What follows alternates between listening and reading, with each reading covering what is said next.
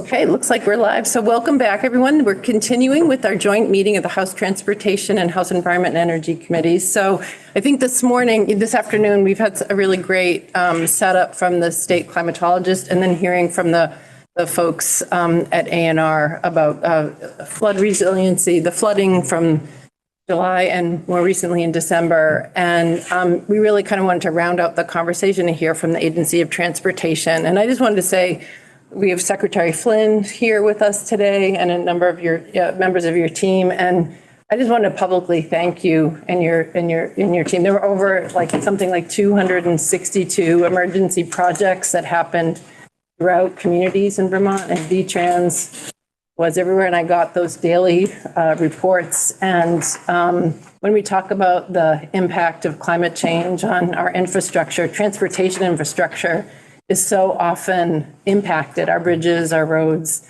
And I just want to thank you and your team for the work. I know it was a summer not filled of those planned summer vacations that you all had planned. So thank you, and thank you for being with us here today. And so I wanted to turn it over to Andrea Wright, who's been doing some really terrific work around resilience. So Andrea, tell us how you want to. We have until 4:30. So I was thinking that we'd hear from you and then we'd have questions after from the two committees. Does that work for you? Yeah. To proceed that way? We'll be switching a little bit. Great. Parts to share with you, but I think questions at the end would be great. Great. So please take it away. Happy New Year. Great. Thank you for having me to provide this overview of the VTrans resilience work. My name is Andrea Wright. I'm the Environmental Policy Manager in the Policy Planning and Intermodal Development Division at VTrans. And here with me is Ashley Atkins. She's a manager within our District Maintenance and Fleet Division. And also Jeremy Reed, who is our VTrans Chief Engineer and the Director of the Highway Division. Welcome.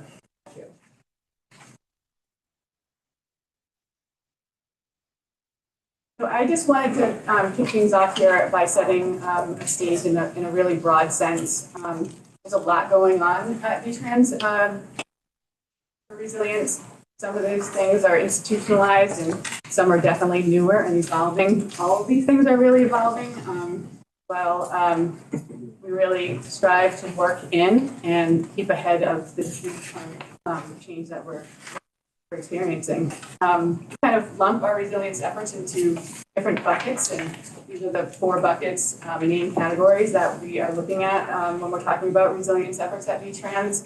So for emergency response and recovery, we have our continuity of operations plan. So this really involves assessing all agency mission critical essential functions and analyzing how to continue these functions safely and efficiently and effectively. We have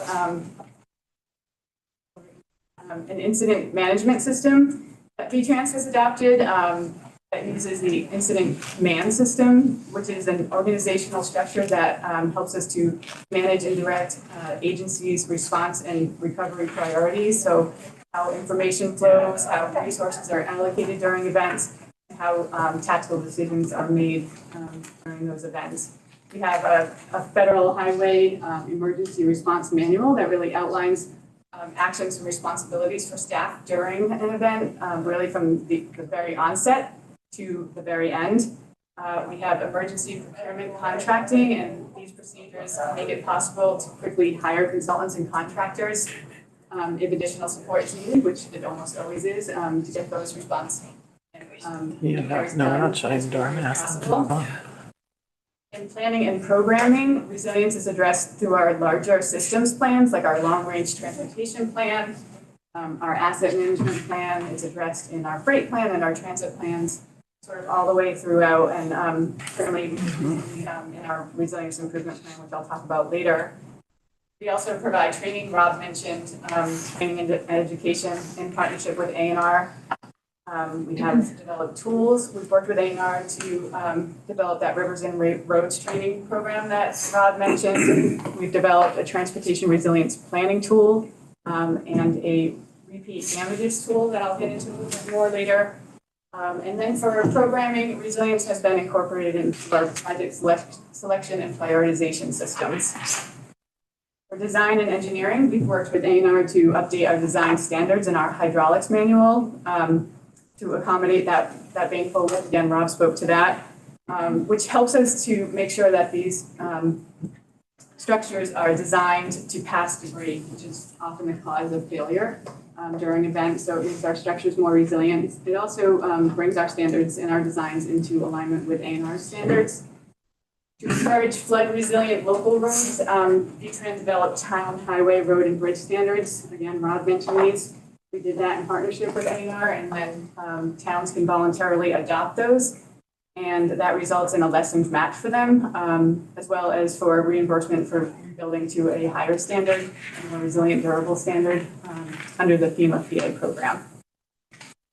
For infrastructure investments, we have our traditional funding, of course, for all of our bridge designs, our culvert replacements, slope stability types of projects. We have new funding through the IIJA Protect program, and there's a formula program for that. There's also a grant program.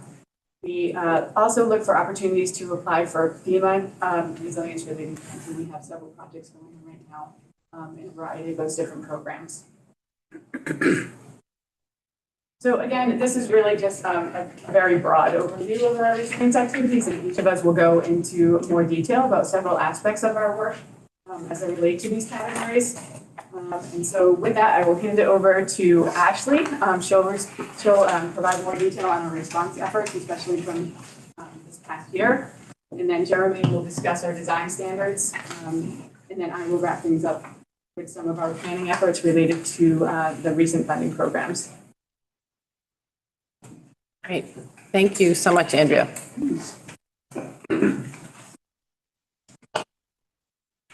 Hi, Ashley. Welcome. Yeah, thanks. Again, my name is Ashley Atkins. I am a manager within the District Maintenance and Fleet Division. Today, I will be presenting on the recovery efforts of the flood maintenance this past year. Before going into the depth of the events, I wanted to give an opportunity to talk briefly about some of the tools that I utilized in the program during the event. And as you may know, we have state-maintained roadways that total around 2,700 miles. Then we have town-maintained roadways, which is broken into Class 1, 2, 3, 4. Class 1s are state routes that are now maintained by the municipality, typically your more urban areas where major routes travel through. And during a disaster, all town-maintained roadways that are not federal aid routes are part of FEMA Public Assistance, FEMA PA, where all federal aid routes are in the FHWA ER program. Do you mind explaining some of the Transportation Committee is familiar with the acronyms from the transportation world. So just like FHWA is. Yeah, it's the federal highway and then emergency relief. Great. I just want the Environment and Energy Committee may has a different world of acronyms. I appreciate that. I'm talking about acronyms. We have ICS, Incident Command Structure. So V-Trans, my agency of transportation, has had staff volunteer to serve in the various roles required to deploy the ICS and have regular training requirements, including participation in the 2019 statewide multi-day emergency response exercise. The ICS was utilized in the July event, along with in response to our Halloween 2019 flood and to manage the agency's role in the COVID-19 state of emergency. In the July event, each of the 5 maintenance regions, which you can see in all the different colors here, the Rail and Aviation Command and the TIC, which is the Transportation Incident Command Center, were all stood up during that event. One dashboard that you'll most likely see when walking into a command structure would be the common operating picture as shown on this slide. This tool is very helpful in giving a snapshot with figures on what exactly the traffic impacts were at any point during a storm. It's very similar to the 511 and doing the 511 map, just with more specific details as far as what the road conditions are, closures, how many miles are closed versus how many miles are partially open. Another dashboard that is utilized during events is the Total Transportation Infrastructure Damage Dashboard. This information is from preliminary damage assessments that the state conducts within the first days following an event on all state and town roadways that have reported damage. The dashboard is linked to an application with references layers to categorize the estimates of correct programs. That's that FEMA public assistance versus the FHWA with FEMA being on the left, which is based by county and thresholds, and FHWA being on the right. In smaller events, this information is utilized to determine if the state will be requesting a declaration. On the first event, on July 7th, extensive rain fell in the southern part of the state, resulting in area road closures and a landslide closing a major east-west route in the state, Route 4. 2 days later, a state of emergency declaration was made by Governor Phil Scott on Sunday afternoon, July 9th, for the imminent likelihood of excessive rain and associated threat to property and public safety. Catastrophic flash flooding and area river flooding occurred by most widespread and consistent damage occurred because of prolonged heavy rainfall during July 10th and 11th, when rainfall amounts of 3 to 9 inches were observed across the state over that 48-hour period. In addition to the figures on the screen, AOT is estimating damage totals for the July event of over $300 million, including both FEMA and FHWA.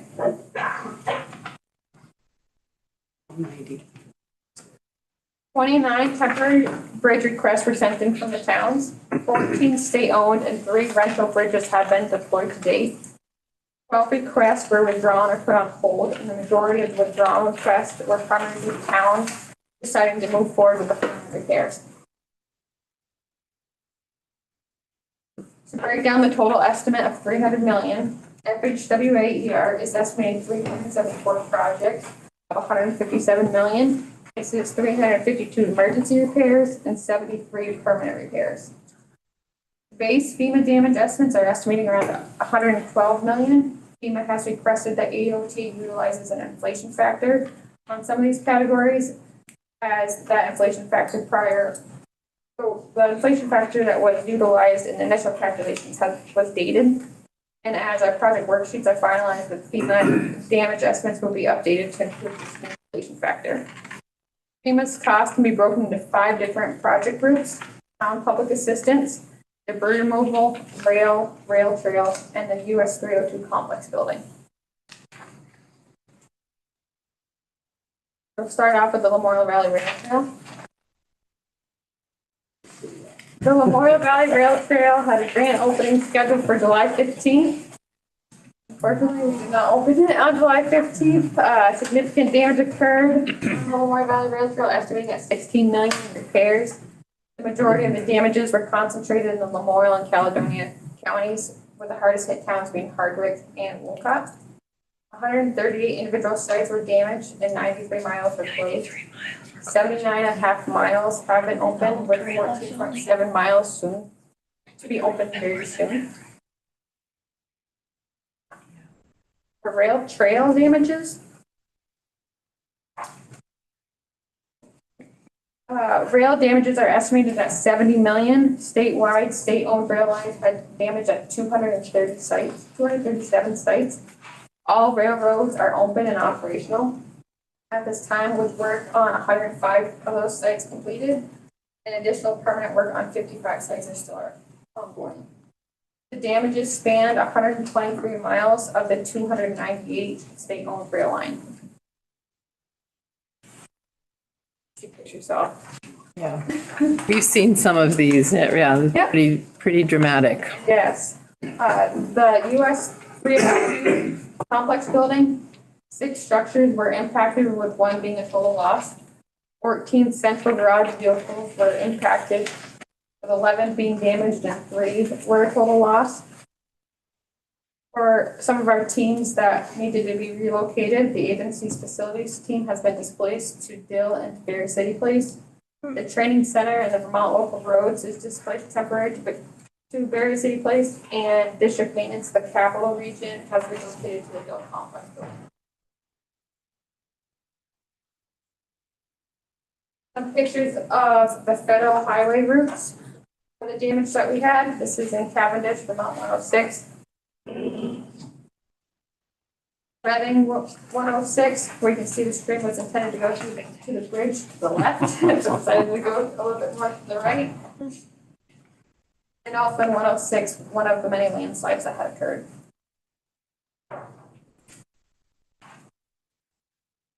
Damages repaired, we accomplished a lot of work in a very short time frame. In addition to the strain, one of the many agency successes was restoring the Amtrak service in the country. Service was restored to all state-owned rail lines in 5 weeks.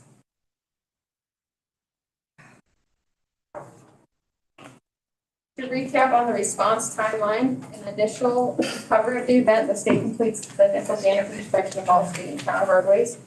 Within the following weeks of the storm, the state drafts detailed damage inspection reports outlining EIRs. The federally funded roadways which condensed the total sites to 368 project sites. And of these 368 project sites, 65 sites remain. All of the work has been completed, which has put us in a great position for recovery. And then we had a warm and wet December. So in several areas across the state, the weather set new records for temperatures and rainfall on December 18th. 2.2 inches of rain in Burlington, which broke the previous record of 0.85 inches set in 1954. Burlington also broke its temperature record of 39 degrees set in 1996 to now 44.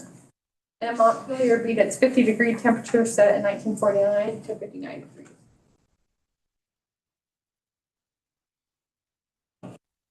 From our damage assessments that we have to date, estimates are around $4 million for FHWA and FEMA from the December flood.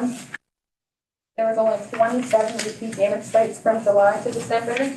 And of these do not have permanent repairs as of yet or vegetation that was fully reestablished. The overwhelming majority of the remaining sites were sediment, debris, filling culverts, and bridges. And now I'll turn the presentation over to Jeremy to talk more about structures. Thank you, Ashley. Good afternoon, and thank you all for inviting us.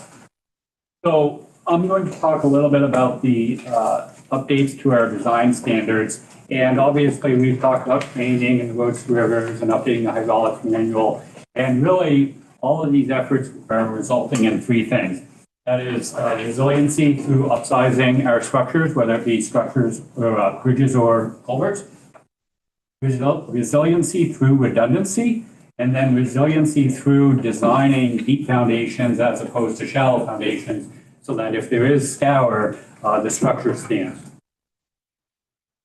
So, speaking of culverts, this is what we've done, and the pictures are a little small, but here's an example of an 8-foot culvert that was replaced by a 16 by 6 box culvert. And when we size these structures, we try to use a risk and proportionality for the asset that the roadway that it's on.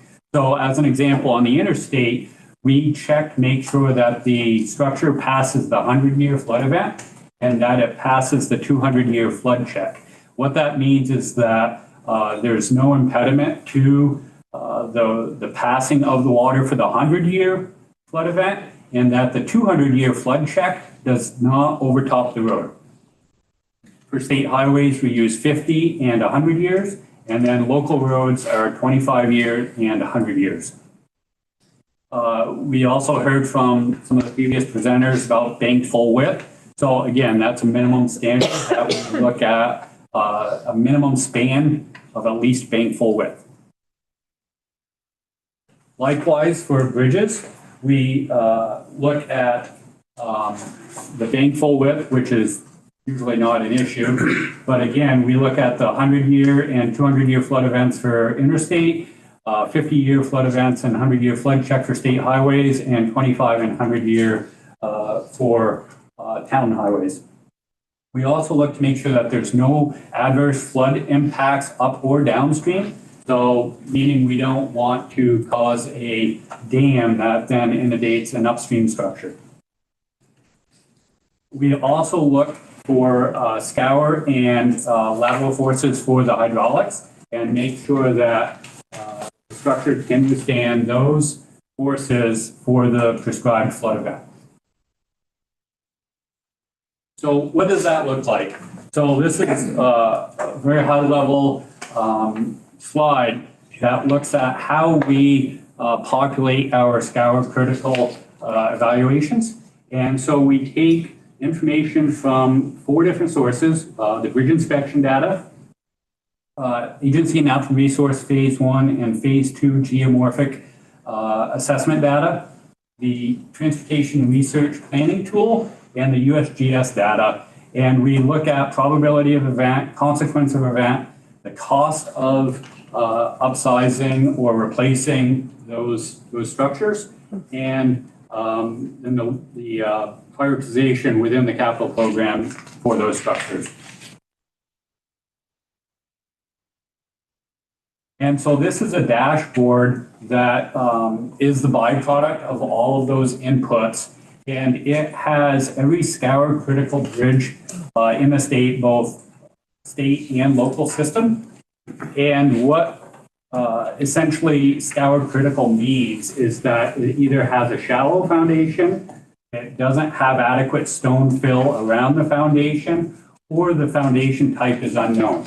And so essentially, it's not necessarily that there's a risk, it's that we can't take it off the list, essentially. And so obviously you can see that the average age of these structures is about 80 years old. So this is an example of a deep foundation. And so many of you may be familiar with the Route 12 bridge in Bethel next to the Gilead Brook. And so what was a historic laid up stone type abutment in the middle of the channel, we replaced with 2 deep foundations that tried to span the channel. I think it's sort of everyone's seen historically, you try to split the channel and that breaks up your span lengths, but that obviously causes an impediment to the channel. With that, I will turn it over to Andrea for the resiliency plan.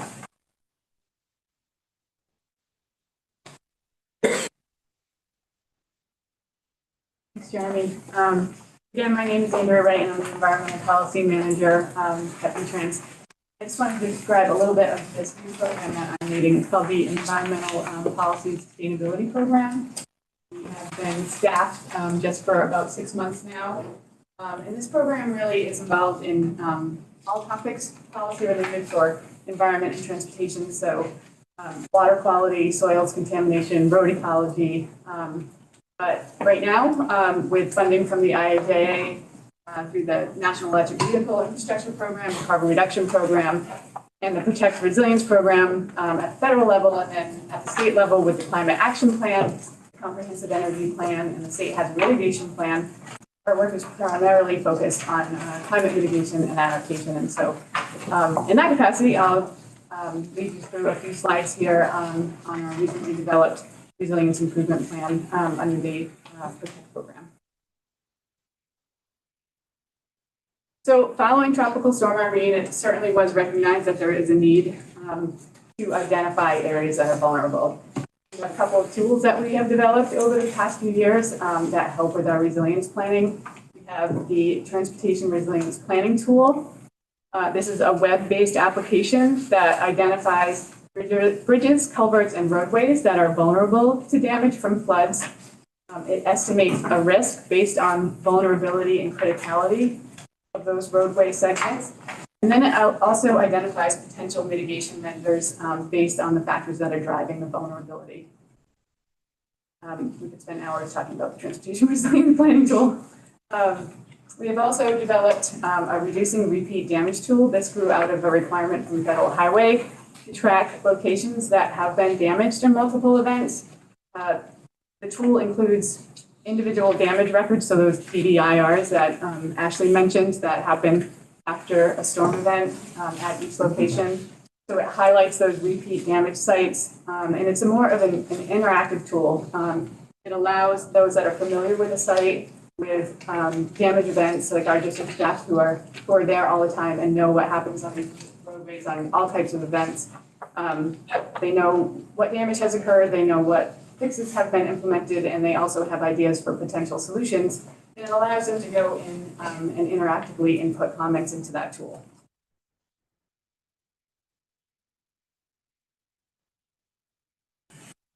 So for resilience planning, there's clearly a need for resilience planning. You just heard from Ashley.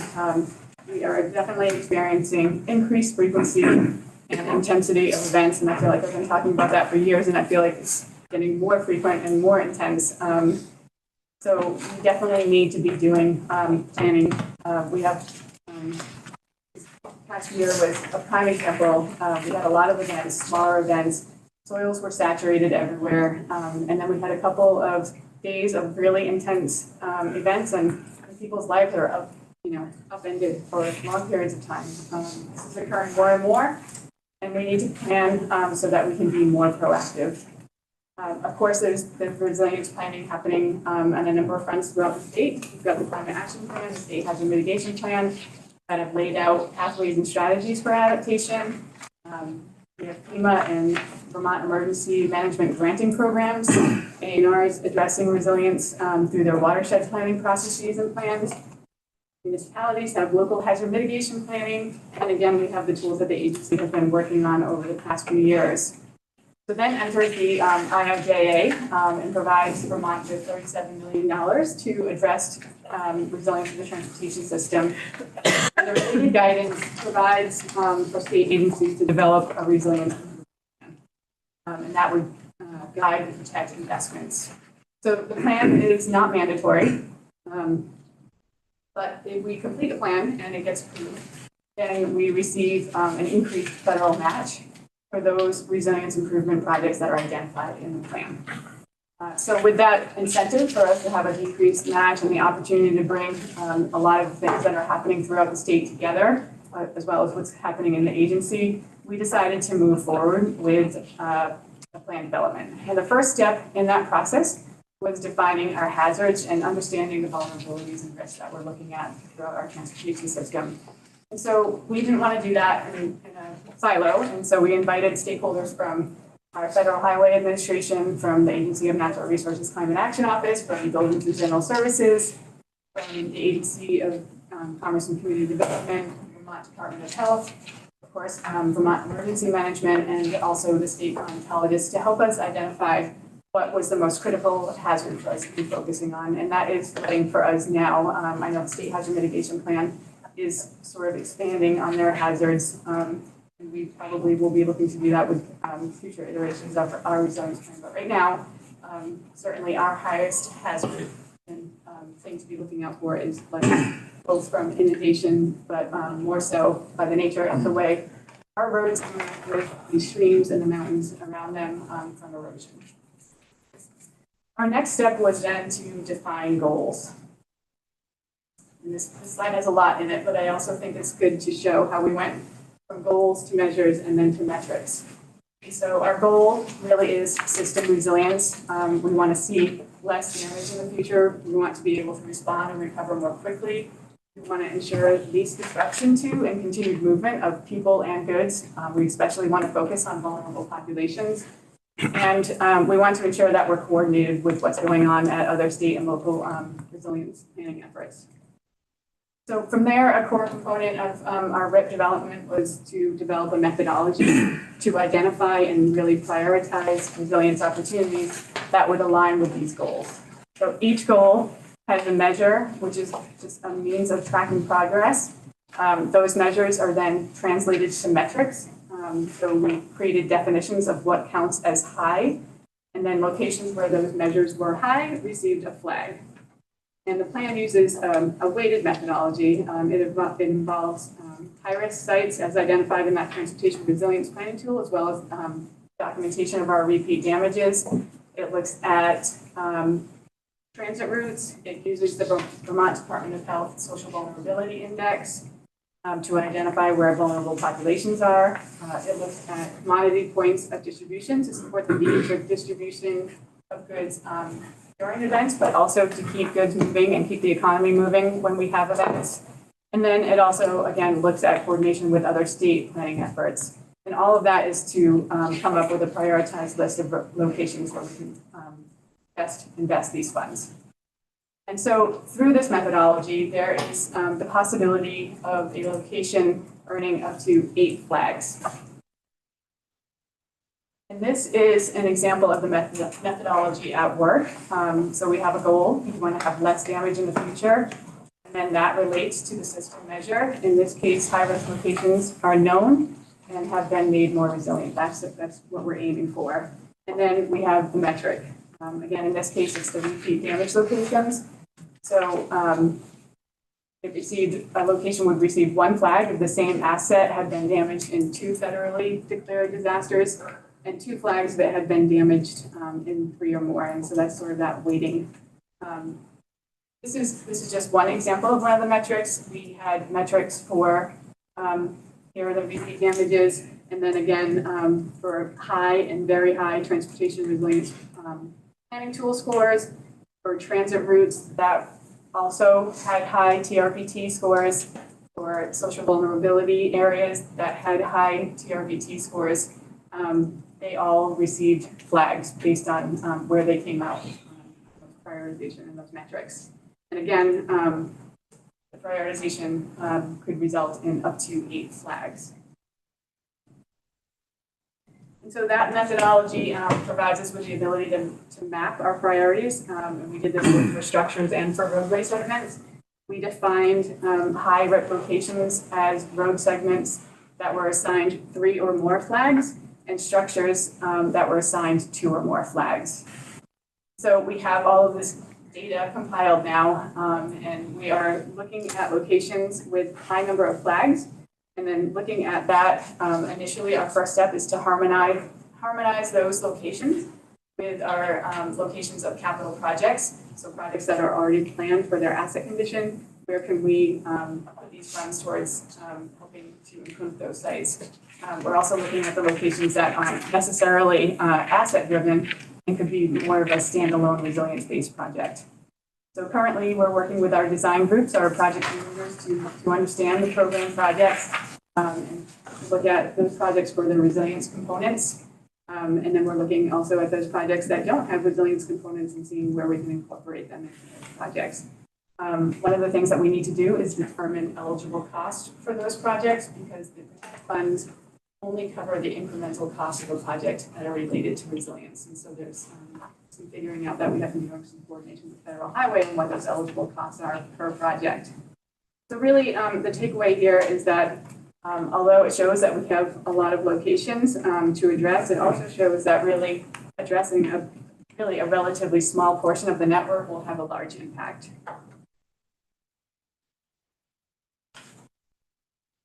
So our next steps are really to just improve upon what we did. We want to position ourselves for Protect and FEMA implementation funding grants. I mentioned there's a formula program for the Protect. It's also discretionary grant programs. So we are looking to apply for those priority RIP locations that aren't right now aligned with our capital projects especially. We want to establish metrics to measure our resilience. We operate under a continuous improvement mindset at the agency. So we want to plan, do, study, act. We want to know what our metrics are and track our progress towards addressing them so that we know that we met our goals or that we're working towards our goals. We need to do a deeper dive into incorporating what we've learned here and what we've established into our agency plans. The long-range transportation plan is up for renewal soon, and we'll be looking at what we did here to incorporate that into there. And then we also just want to look at other state plans. Right now, we had sort of a low-hanging fruit with the watershed basin plans. They have transportation projects already identified in them, and so we were able to give flags to those sites that align with those, and we want to look at other state plans and work on bringing those into our prioritization method more. And that's what we had to share today, and we open it up to questions. Great. Well, thank you, Andrea, Ashley, and Jeremy, and This is great, and we do have time for some questions. I know I have a question, and I imagine that there are some others I see here too.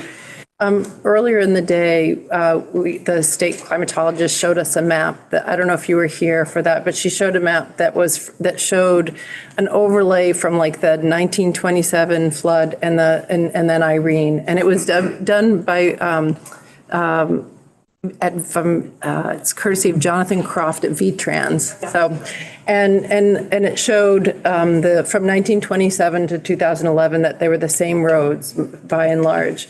And so I know a question that I have been hearing, and I'm just interested to hear about this tool and how you think about it. You know, what does it take? Where do we have to reach a point to move a road? And is that, you know, I think that's one of the, because I'm just saying, you know, it was really interesting to see the map with the overlays of that. And I'm just, you know, you have this new resiliency tool, but like, first, does VTrans track the money that's been spent over a span of time to in terms of how much has been spent on repairs from flood, you know, from weather events like flooding and then repairs over, like, you know, I think at least that's where I feel like I'm sitting this session. Like, we're looking at some damage that's hit more recently, more frequently, massive infrastructure in the same area. So is that what that tool has done? Or like, where does VTrans, how do you approach that?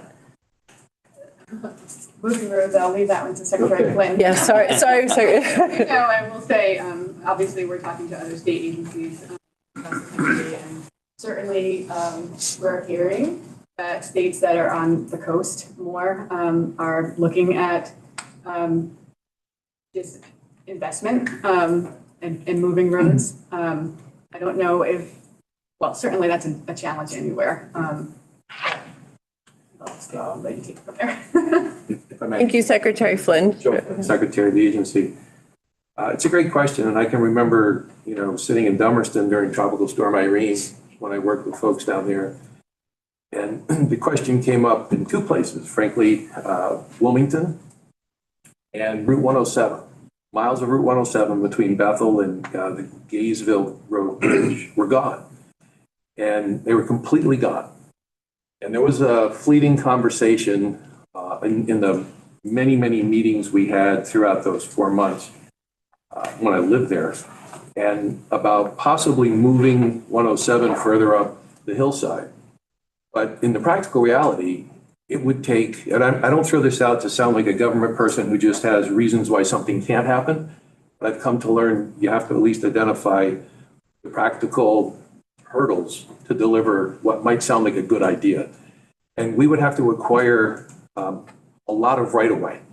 We would have to engage in land purchases.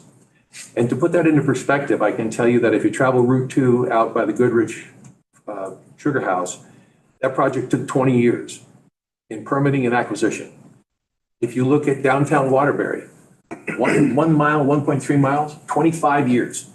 103 parcels of property had to be bought in order to simply, you know, scooch utilities a little wider to make that downtown. So the reality is that it would be vastly complex. It isn't even just the money to build the road, but it would be the process in order to start the construction to do that. Sure. Now, as Andrea mentioned, strategic disinvestment are things we look at without targeting any particular part of the state. There's prior to the flooding, there was a conversation about a bridge, Rutland County, that's very close to another bridge. I've been part of conversations. I think it's near Chester, where there were 3 bridges all within about 1.5 miles. It makes no sense for us in a local community to invest money like that. But when you tell one landowner you got to go another 1/2 mile up the road to get to the bridge to go back to your home, you know, you enlisted a lot of input. Yeah, we hear it too. There are ways to do these things, but if you picture moving an entire road network, that is fairly monumental. So maybe an easier question, I mean, because we heard like there are lots of strategies. Maybe an easier question is, does VTrans track that information in terms of the money that we spend on sections of roads, like over a period of time? Go back you know, it would take a little bit of work. We can go back and track what was spent during Irene, what was spent in the federal highway money. Yeah. Where damage occurred then, what was spent to replace the roads. You know what we're spending today. One thing I would say when it comes to resiliency, though, if you like Route 107, Route 131 was one of the stretches here in Andrea's slide. It was an arcing curve that looked like it had been eaten away by a, you know, monster. Okay. The sections of 131 that were damaged in July were almost to a section, not sections that were damaged in Irene. Flip that the other way. What we repaired in Irene withstood July. What got broken in July hadn't been improved from Irene because they weren't damaged. So we just don't go in and spend money on undamaged pieces of road. Right along that stretch too, there's a, I think it's called the Whitingham or Whitesville Road intersects 131. There's a bridge right there on 131. That was heavily compromised in Irene. Not at all in this flood. And then, of course, as Secretary Moore spoke of the Waterbury State Office Complex. So a lot of the measures we're taking are working, but every event is different. So anyway. Well, thank you for that. I know it's kind of like a gigantic question, but it's, you know, it was interesting to see that map that V-Trans created after Irene, just to see where there were things. And I was, you know, I was curious about like what happened from Irene till now to look at all of that. So I don't want to dominate with questions. I saw some other questions. I saw Representative Pouch and then Representative Pat. Thank you. This one is, I think for Jeremy, you described prioritizing things on 25, 50, 100-year storms.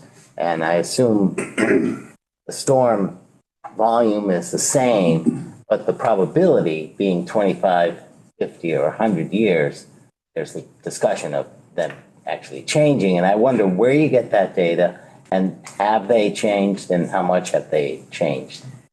Yeah. Those measurements. Sure. So thanks for the question. In short, no, I don't think the volume is the same. I think both the frequency and the magnitude change based on those milestone storms. Where we get the data, I think, is a combination of various sources, and I wouldn't want to shoot from the hip on that, but I think there's recognized ways to be predictive on magnitude of storms in a geographic location. And then that also trickles down into the watershed, right? So a big flat watershed has a different response to a storm than a steep valley watershed. So I think they look at the storm and then they look at the response within that watershed that structure is receiving to develop that 100-year storm, 50-year storm, or 25-year storm. So have those numbers changed at all in the last 15 years? Do you know? I don't know. I can certainly get back to you on Okay, that. thank you. Yeah. Okay, Representative Pat? Yeah. Oh, I thought I saw your hand. an accident. Oh, okay. You can't move with me. I'll ask my committee. You can't move, or I'll call on you. So I like to ask. Chair Sheldon. Can one of you, a couple of you talked about working with other agencies. I'd love to hear more specifically how you work with ANR and in particular Fish and Wildlife on when you decide to create like a box culvert. How are you accommodating wildlife? When and how are you doing that? So, when we install a structure, we do have a consultation with Agency Natural Resources, and part of that bank full width is to accommodate AOP, aquatic organism passage. And so obviously we generally consult with the stream alteration engineers who receive input from fisheries biologists and other folks within Agency Natural Resources. And then we tailor the design around that. Great, so that's on every structure. Yes. Can I just add to that if I may? A couple of real world examples. If you go to Route 15 in North Wolcott, we completed a project with Fish and Wildlife. There's a bridge over, I can't remember the water course. It's part of the, I believe, the Lamoille watershed. And we created a wildlife passage under the bridge. That was a great project with Fish and Wildlife. You may have seen some press recently. About 2 weeks ago, we received $1.6 million grant for planning for a massive project to be built in the future underneath I-89 in Bolton.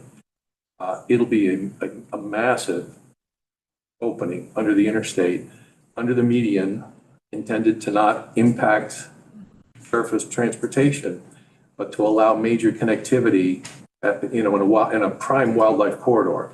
And that is all done in coordination with Fish and Wildlife and with DEC, but in particular, the aquatic organisms is in the Fish and Wildlife domain. So we work with them pretty closely. So I guess it's great to hear about the aquatic organisms, curious about more terrestrial. That's one great example, but we talk a lot about connectivity in our committee. And so we'd love to know what's the latest, where you're headed with looking at larger terrestrial connectivity. That project that Secretary Flynn is speaking of is for terrestrial. Right. Right, I know. Are there more in the pipeline? Well, I would say that just by going bank full width, we are creating, normally a channel is flowing low and we create shelves. We also have, if you look at a bridge, we put huge riprap, we call it large rock that prevents scour. That's the purpose of it. That does not treat hosts very well, so animals cannot cross it. So now we have a standard where we fill that in, so that kind of chink that so that there's a substrate to go through there for animals to pass through there. And so while our structures are getting bigger for resilience, they also provide an opportunity for greater passage of different. We also have another project on Route 9. I just can't remember the town. It's Searsburg. bear. I believe it's bear habitat. Searsburg. Yeah.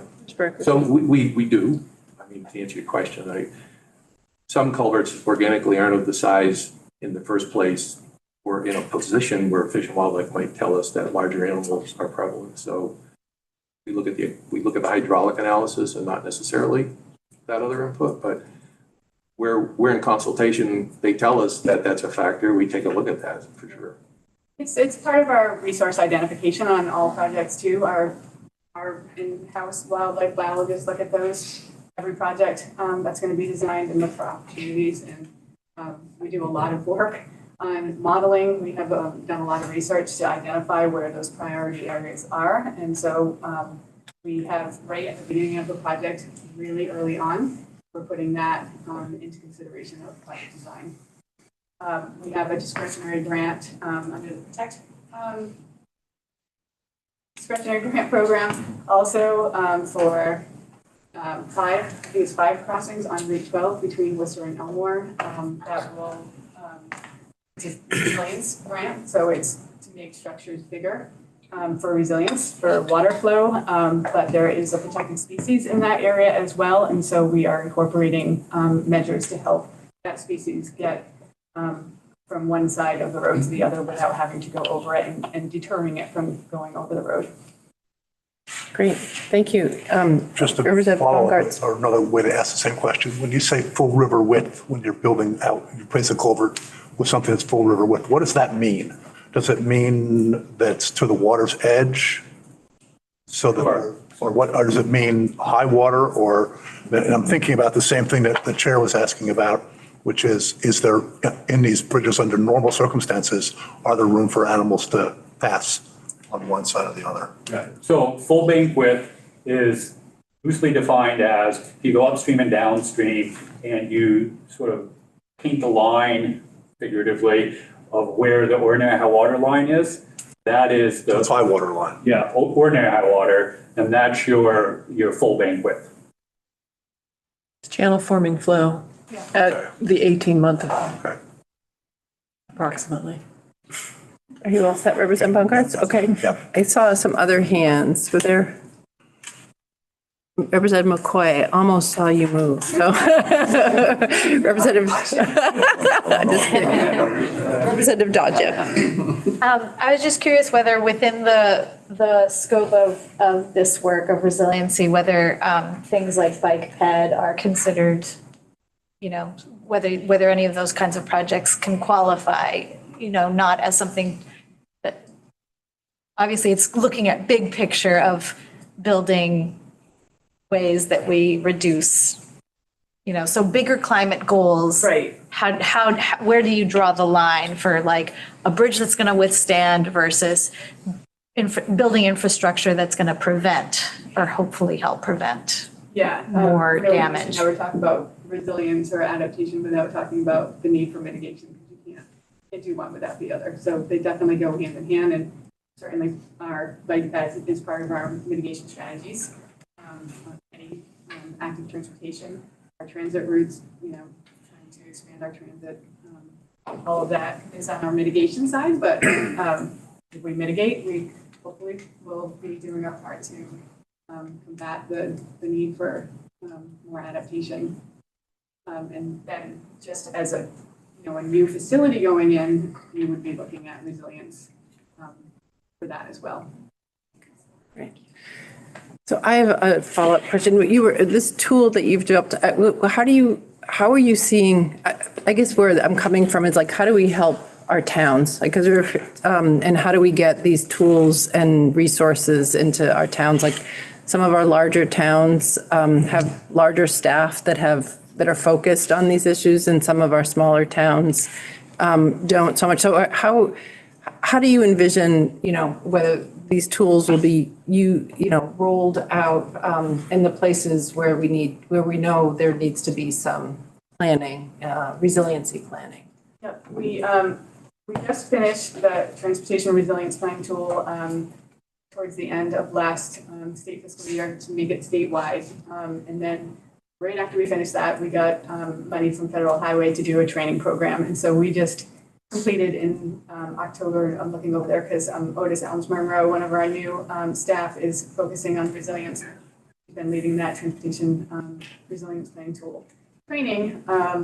We just completed, I think it was a dozen trainings on that. So we talked to A&R staff, we talked to our internal staff. We had a couple of sessions with internal staff, and then we went out to all the RPCs individually and worked with them to invite municipalities that wanted to join in that. I don't have the numbers of how many people we reached, but it was most of them small groups of people, but road foremen, different types of people who were very engaged and very, they're all carrying around a tablet or a phone, and they were able to to get into the tool and to look at these. And that's where that local knowledge that I talked about with the repeat damages, being able to have their input and continually reaching out to them to understand what they're seeing on the ground.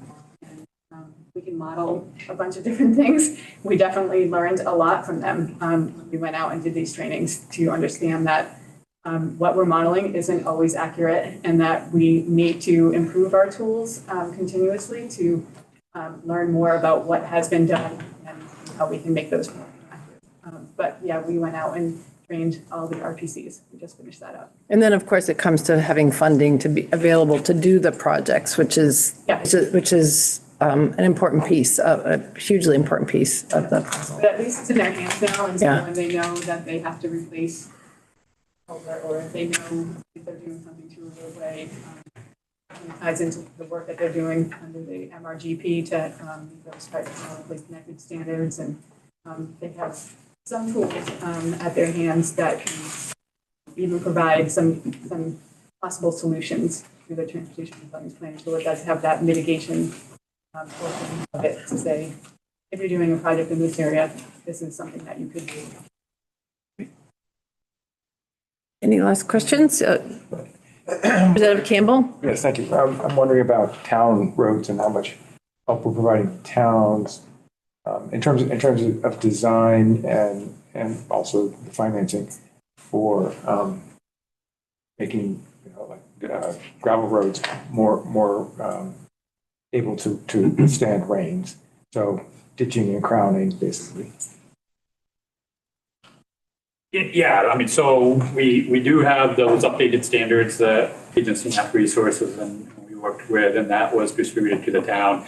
We also have, town highway grant programs that can fund some of those improvements and, upgrades or best practices as well. Has that gotten more rigorous, I guess, since since Irene and since? Well, yeah, I mean, as you heard, though, the standards are voluntary. There are some financial benefits to it. Yeah. But I don't believe that, there's any mandatory edict at this point. if I could add, in Sure. addition to the grants Jeremy mentioned, there's the Better Roads program. Yeah. I mean, we fund that at V-Trans. We're connected with I would be surprised if there's a road person in Vermont who doesn't know somebody from their district garage. I really would. There might be a member of the select board who doesn't know the director, and that's not a knock on the select board people, but the people that are doing the work every day, they know who their V-Trans reps are. Right. And we work with every one of them. We will, including helping to review plans or provide input on local projects that they're going to undertake. Your question about the funding, we only have, we have a menu suite of grants available, which as you know from the past state budgets at least, has been fairly robust. I think the 24 budget rolled up was $97 million from the agency to Vermont communities. So there are several ways, but I mean, it's at the end of the day too, the funding ultimately lies with the municipal community if it's doing some major work. Do we know, so we know all the state roads that get damaged repeatedly. Do we know the town roads also? I would have to circle back. I know working with BEM, I think we have a pretty good handle. Here's what I can tell you. When there's a weather event, V-Trans is the one out there doing the preliminary damage assessments on town roads. So that we do know. Because we do those damage assessments, we roll that number up to Vermont Emergency Management, who then looks at the calculations based on the damages necessary for a county and then the statewide damage. And then that determines whether or not we believe we're eligible for a declaration, and then the governor makes that decision. So we know very closely what those damages are from an event that's just occurred. And then, following that, and as the case of July, we also had a lot of rain on August 3rd. We talk about July, but that just sort of rolls into August 3rd, which walloped Addison County, and then December. And so, as you probably heard a lot during press conferences, if towns through their emergency management director tell the state emergency operations center they need help in something, we were there. I mean, I personally was aware of assistance we lent in Bridgewater on Saturday. And there are no days of the week when you're in the middle of a mess, right? So I don't say that as us, but I think having been a member of a select board, I think the agency does a lot to support towns. It's never enough. I know if a town needs to consider moving a road, or when you saw some of the pictures from July of some of the washouts on local towns, I remember there was a dramatic picture from Randolph or Bethel. There was a person standing in what was scoured out, and it still towered over this person. It was 12 or so feet deep. Yeah. I mean, that's a major problem. Yeah. Okay. All right, thank you. Thank you. I think it's 4:30 and I want to wrap us up, and I just want to thank everyone from V-Trans for joining us today, and thank Mike Ferrant and our committee assistants, Will and Jeannie, for making the technology all work for this joint meeting. We're going to come back on Friday to continue this focus. We're looking at the municipal level. We'll be hearing from regional planning commissions from around the state that were impacted by the flooding, and some other folks too. So we'll be doing that after the floor on Friday. But thanks, everybody. And I think with that, we'll end our live stream.